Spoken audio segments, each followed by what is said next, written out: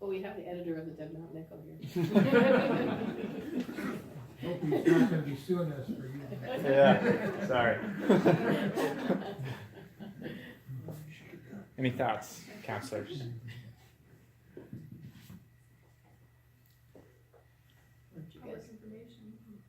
Yeah, I think if it's the Guard or the Oregonian or the Dead Mountain Echo, if those emails are going out and that counselor's conducting council business through those emails, those are going to be part of the article. And the other piece of that article is going to be about the conflict, right?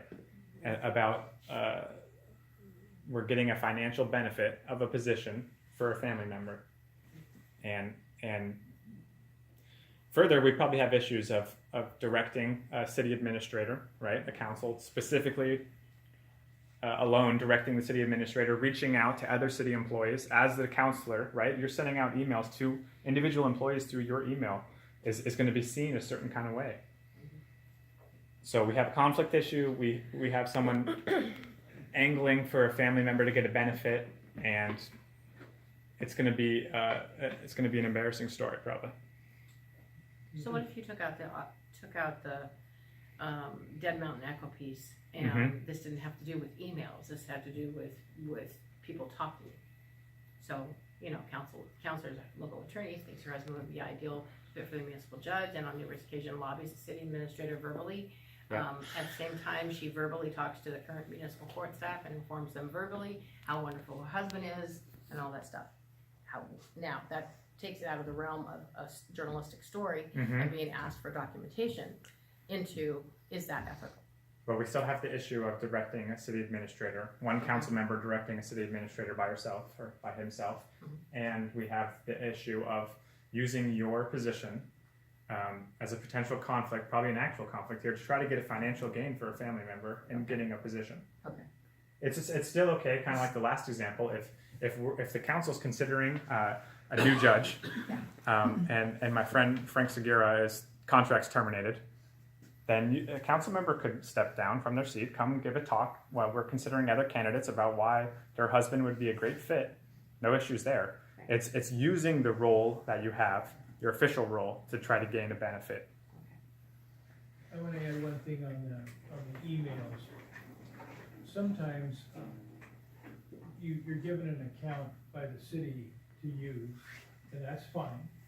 And all the information on that account is public information unless it's exempt, and we'll cover that at another time. And those could be attorney-client or some property negotiations, but generally speaking, the stuff on that account is public information. Now, if you choose not to use that and use your own private phone, or email, then the public information on your own private email is still public information. It doesn't get insulated by you having it on your own email account or your own phone. The bottom line is the public's business must be done in public. That's where you start, and then you have all these exceptions. But whether you have it on your own phone or whether you have it on a device provided by the city, it's still public information if it's public information. And you're not insulated because you're using your own phone. Used to be sometimes counselors would think that well, I don't have to turn that over. Well, they do have to turn that over. And we were talking earlier, on any of these situations where you have public information that the press has requested, and it's truly public information that the press is entitled to see, you have your choice. You can have two stories or one story. The first story on two stories is municipality fails to turn over requested information. And then the next story is the requested information is turned over. Or you can just have one story, information is turned over, it may not even be a story, because many times you haven't done anything that is a problem. The press has just asked for it, so you shouldn't get defensive about it. And Joe and I were talking to Councilor Forkham earlier. Springfield councilors have been in the habit of just turning over their emails, and they're available for the Register Guard to look at if they want them. It all goes to a central receiving station in the city manager's office, and the guard comes and looks at it. and can look at whatever they want to. They They can don't have to look put whatever in a they want. request that says, I wanna see this specific chain or trail. They can just come in and look at It's as all they. the- Springfield just opens up, yeah. Interesting. And there are, as we talked about, some exemptions to, what's available. If we're having a conversation, the councilors and the mayor and Joe and I, and maybe the city administrator about something, some of those can be exempt for the same type of things that executive sessions are exempt for. But we can talk about that, as Joe said, at a different training. Yes? So this brings up a separate question for me. So in here it talks about city councilors individually not being able to direct the city administrator. Mm-hmm. How does that work with our mayor? Is our mayor able to direct in any way, or is it all just council as a whole directs? Right. Okay. I think, so the only what is different is that by charter, the city administrator and I set the agenda. Right. Yes. So we discuss it. I mean, it's not like I'm saying, I don't tell her this is what should be on the agenda. Uh-huh. I can set the order of the agenda, Yes. but the actual agenda itself is done together. Yeah. So all of the direction comes from us as a whole. Right. Just double check. Other than, a lower, sorry, I'll promise I'll come back to you, a lower level of direction where it's, city administrator talking to city staff. Yes. Right. That's outside of your direction and it's insulated to that. I'm all about transparency, but I do wonder, having my private phone, obviously I'm communicating with friends and family and other things that are not associated with my Mhm. public role. How does that work? Does it have to be very specific information that people are requesting, or is it like, hey, we want to look at your phone? Yeah, they would request the information. Yeah. And we would sit down with you and go through it, and we would turn over what we believe is Okay. the public information. If they don't believe that, then we'd probably say, no, it's not, and a judge would look at it, and a judge would determine it. But no, the Dead Mountain Echo wouldn't get it wouldn't get your personal communications with your family, Just gotta make sure you. without a fight, yeah. And I mean, Joe and I, we dealt with this 2 weeks ago and on a different public client. Is if it's super broad or it doesn't make sense to us, we sent a letter saying we need some more clarification on what you're looking for here. Mm-hmm. But the general policy, as you were kind of saying, is just transparency Right. with exceptions. And the one other keynote on those public records requests is you don't have to create any information. They're only entitled to information that's already created, and then they have to pay for it. But they can't request that you do a report on something or provide a summary of something. Yeah. They're entitled to the information you generate, period. It's already there, yeah. So if someone, for example, says to you, I wanna have a timeline of that. It's like, well, I don't have a timeline of it. I have my emails. Right, That's up to you to put the timeline together. that's right. Right. Okay.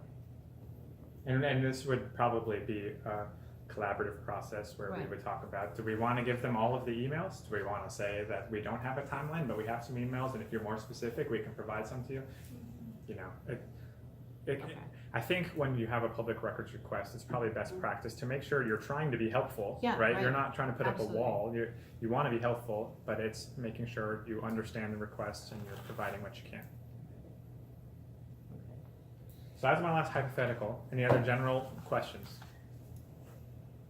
All right.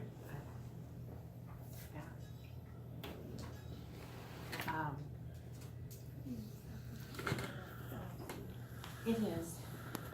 So, will you give us a copy of those? Yeah, We're gonna I copy have them them. with me. I'll give them to you Oh, right now. And I'll give you a copy of this chart too. It's a complicated chart, but I'll email it out to all of you, or have the city administrator do it. And if you have questions, you can call me. Call Joe. I just want to underscore something that Matt said at the beginning. Just at the end. Whatever your perspective is, whether you consider these a pain in the butt, or whether you totally subscribe to the idea that the public's business must be done in public and you're gonna do whatever you need to do, and whether you subscribe to all of the requirements of the ethics law, whether you believe those or not, those are the requirements. Those are the law. We can't give you dispensation. And, you know, you may argue with them, you may say, I don't believe in this, I don't believe in that. We know where that argument should occur with, you have Cedric, right? Yeah, you have Cedric, and he's a good man, and, you need to go talk to Cedric and see if he can get the law changed, right? But that's the law you have to live by, and if you don't, you will create problems for yourself.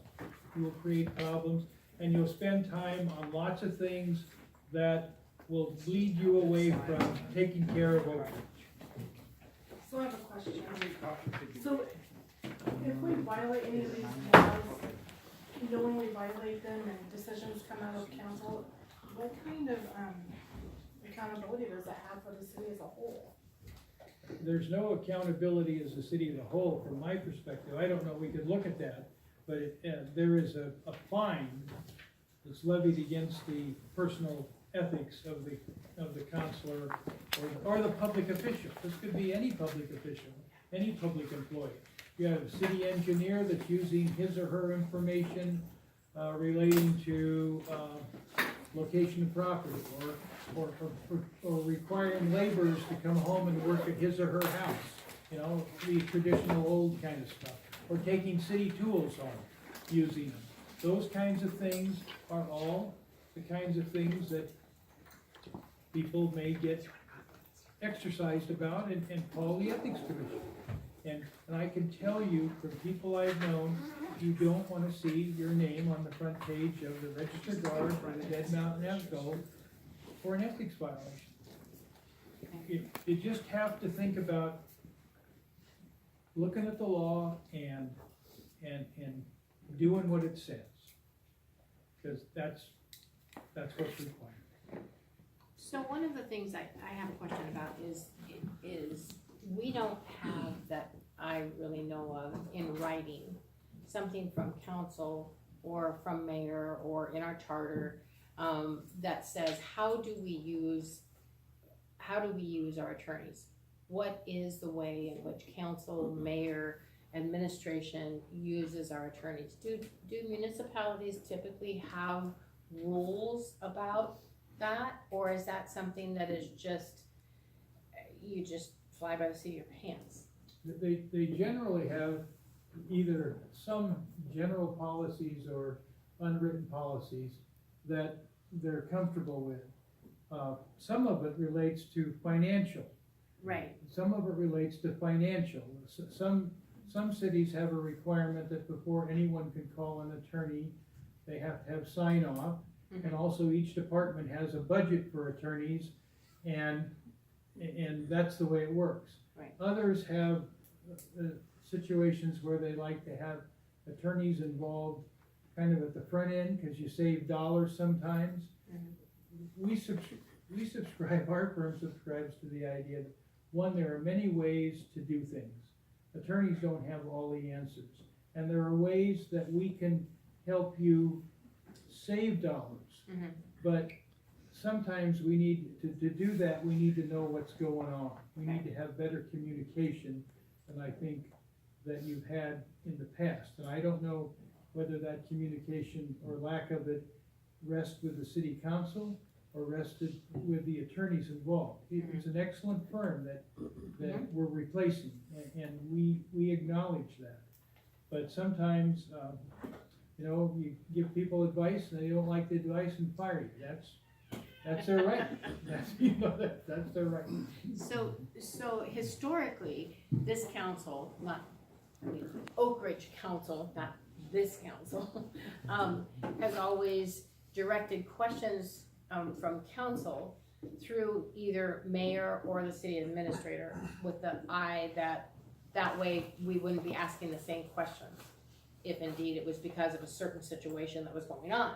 You know, a counselor we would end up having 3 or 4 counselors ask the same question, and mayor or city administrator served as a funnel. They said, oh, this is the questions we're asking, and then we never had, that I knew of, a method to then disseminate that information back. Yep. So I think that's probably something we're gonna look at as to how to do that. And we talked about having a potential slot on the agenda if there was a business Yes. from the city attorney. And it's okay that maybe 9 times out of 10, the answer might be no. Right. Right, there's no business to report, but if there Right. was something that was funneled, we could come back with an answer. And Okay. I do think it's important as well to have, you mentioned the funnel of the city administrator and the mayor. Mhm. I think that's a great method, and the benefit of that is in dealing with the mayor and the city administrator, we get a staff context as well Okay, that we might not get if we were talking just individually to counselors. okay, I could put a little postscript on that, and this is just based on experience. If entities that I've advised over the years, you kind of begin to know them, right? And you know the patterns. And sometimes you'll get people on the council that will start to buttonhole you. Like, you know, once a month is fine, a couple times, you know, and if that occurs, what I do is I make sure that any opinion or information I give goes back to the mayor, the administrator, and the rest of the council. right, Because I don't like one counselor to come to a meeting and say, I've been talking to the city attorney, right, and this is what we can do. Because that information, city attorney information, is paid for by all the citizens of Oak Ridge, all of the council, and they should know the same information. okay. But I won't refuse a phone call if someone's, I won't say, did you funnel this? But if a pattern starts to develop, then I'll talk to him, or I'll talk to the mayor or the administrator and say, I think maybe we need to talk with Counselor so-and-so about how it works better. But I haven't had to do that many times in my career. I do have a question off of that. So being in the military and having that background, you realize sometimes that chain of command isn't working, or maybe that there's an issue that you feel, it's your fiduciary duty to protect the city as a counselor, but maybe it's not being funneled in that way. Do you have any suggestions on that? Well, then we have a meeting with the council. Yeah, I think we would have an executive session for advice from the attorney, or if it's public information, I think putting it on the council agenda, business from the city attorney, absolutely. Yeah. Our duty is to this city, Right. and you are the elected representatives of the city. I mean, that's the way it has to work. You may not like our advice, we may not be here 6 Right. months from now, but you're gonna get our advice because you're paying for it. Yeah. I guess my concern would be if you want to have it being funneled through one person or two people, then maybe all that information isn't being relayed, and I guess that's where maybe if you are able to get 3 counselors in the way that you can call a public meeting, if you have 3 counselors that are requesting to speak to the attorney, and I think that this is obviously something that we'll discuss moving forward and how we approach our attorney, whether we're funneling that through 2 people or what that actually looks like, but. If we sense, and I don't believe this is gonna happen because we've met with both your mayor and your interim administrator, but if we sense that the council was not getting the information, you hire us. We would schedule it and in a polite way, make sure that you got our information. And I think one of those, and Tricia, I appreciate that, because that is important, because very often, as I had found in the past, just as a counselor in the past, while I may get an answer from the attorney saying this is what the answer is, I never knew the question. So I wasn't quite sure what the answer was indicating without knowing what the question was. The question, I guess what I'm saying, and the answer are really important. You know? And it's not always about the question too, it's about what information was provided to the attorneys to get our answer. Right. I know what was Yes. given. Your attorney is only as good as the information Information they the have. attorney has. Right. Only as good.